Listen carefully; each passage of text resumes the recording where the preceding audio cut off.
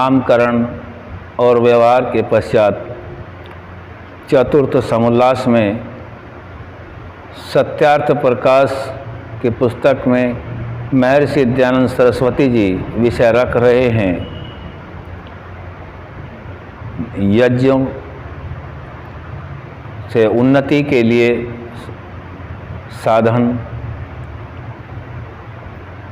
उदाहरण से रख रहे हैं मनुस्मृति के श्लोक से, बुद्धि वृद्धि कराण्यासु धन्यानि च हितानि च नित्यं शास्त्राण्यवेक्षेत निगमान् सचैव वैदिकान्।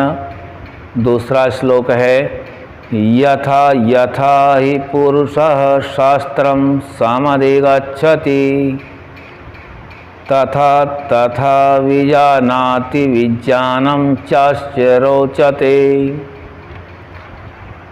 यहाँ श्लोक के अर्थ समझा रहे हैं, जो शीघ्र बुद्धि, धन और हित की वृद्धि करने हारे शास्त्र और वेद हैं, उनको नित्य सुने और सुनावें। ब्रह्मचर्य आश्रम में पढ़े हों, उनको स्त्री पुरुष नित्य विचारा और पढ़ाया करें, क्योंकि जैसे जैसे मनुष्य शास्त्रों को यथावत जानता है, वैसे वैसे उस विद्या का विज्ञान बढ़ता जाता और उसी में रुचि बढ़ती जाती। ऋषि यज्ञं देव यज्ञं भूत यज्ञं च सर्वदा निरयज्ञं पितृयज्ञं च यथा शक्ति नहापयेत्। दूसरा श्लोक है, अध्यापनम ब्रह्मयज्ञ पितृयज्ञश्च तर्पणम होमो दैवो बलिर्भ्रौतो निर्यज्ञो अतिथि पूजनम। तीसरा श्लोक है, स्वाध्यायेनार्चयेतर्षीन् होमेर्दवान् यथा विधि पितॄन् श्रद्धाश्च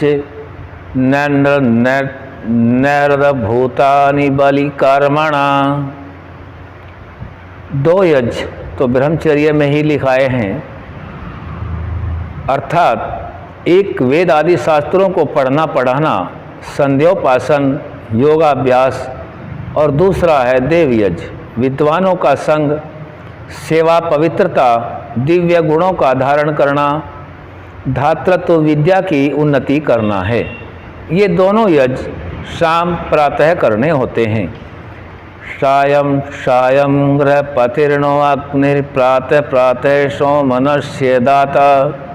दूसरा मंत्र है, प्रातः प्रातर्गृहपतिर्नो अग्निर्सायं सायं सोमनस्य दाता। अथर्ववेद के कांड 19 से अनुवाक 7 मंत्र 3 और 4 और 2 सूत्र हैं। एक ब्राह्मण ग्रंथ का, आगे मनुस्मृति का है, तस्मादहोरात्रस्य संयोगे ब्राह्मण संध्यामुपासी उद्यन्तमस्तरम यान्तम आदित्यम अविद्यायन। दूसरा श्लोक है, ये ब्राह्मण ग्रंथ से लिया गया है, यह मनुस्मृति से लिया है। न तिष्ठति तु यः पूर्वां नोपास्ते यस्तु पश्चिमां स साधु वैष्कार्य सर्वस्तमाद्विज कर्मणः। जो संध्या में होम होता है, वह हुत द्रव्य प्रातः काल तक वायु शुद्धि द्वारा सुखकारी होता है। जो अग्नि में प्रातः काल में होम किया जाता है, वह हुत द्रव्य सायंकाल पर्यंत वायु के शुद्धि द्वारा बल, बुद्धि और आरोग्य कारक होता है। इसलिए दिन और रात्रि की संधि में, अर्थात सूर्योदय और अस्त समय में परमेश्वर का ध्यान और अग्निहोत्र अवश्य करना चाहिए।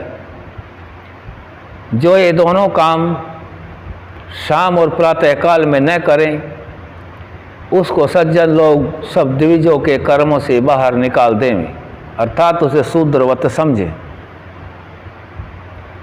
त्रिकाल संध्या क्यों नहीं करते? 3 समय में संधि नहीं होती।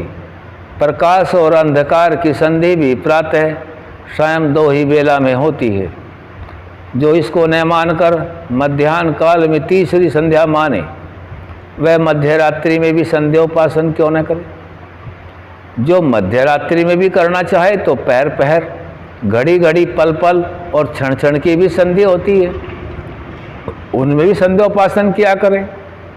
जो ऐसा भी करना चाहे तो हो ही नहीं सकता, और किसी शास्त्र का मध्याह्न संध्या में प्रमाण भी नहीं है।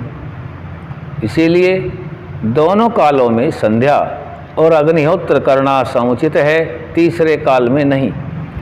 और जो 3 काल होते हैं वे भूत, भविष्यत और वर्तमान के भेद से हैं, संध्योपासन के भेद से नहीं। तीसरा है पितृयज। जिस देश में जिसमें जो विद्वान ऋषि, जो पढ़ाने हारे पितर, माता पिता आदि वृद्ध ज्ञानी और परम योगियों की सेवा करनी। पितृयज के 2 भेद हैं, एक श्राद्ध और दूसरा तर्पण। श्राद्ध अर्थात सत्य का नाम है। सत्य सत्यम ददाति यथा क्रियया स श्रद्धा श्रद्धया यत् क्रियते तच्छाध्यम। जिस क्रिया से सत्य का ग्रहण किया जाए उसको श्रद्धा, और जो श्रद्धा से कर्म किया जाए उसका नाम श्राद्ध। ओ तृप्यन्ति तर्पयन्ति ते येन पितरं ततर्पणम। जिस जिस कर्म से तृप्त अर्थात विद्यमान माता पिता आदि पितर प्रसन्न हो और प्रसन्न किए जाएं उसका नाम तर्पण है। परंतु यह जीवितों के लिए है, मृतकों के लिए नहीं है। ओम ब्रह्मादयो देवास्तृप्तयन्ताम ब्रह्मादिदेव पत्न्यस्तृप्तयन्ताम ब्रह्मादिदेव सुतास्त्रपयन्ताम ब्रह्मादिदेवगणास्त्रपयन्ताम विद्वांसोहिम देवः। ये सतपथ ब्राह्मण के वचन हैं। जो विद्वान हैं उनको देव कहते हैं।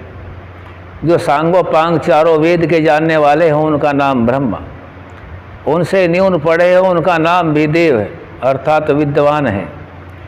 उनके सदृश विदुषी स्त्री उनकी ब्राह्मणी और देवी, उनके तुल्य पुत्र और शिष्य तथा उनके सदृश उनके गण अर्थात सेवक हों, उनकी सेवा करना है, उनका नाम श्राद्ध और तर्पण है। ओम शम।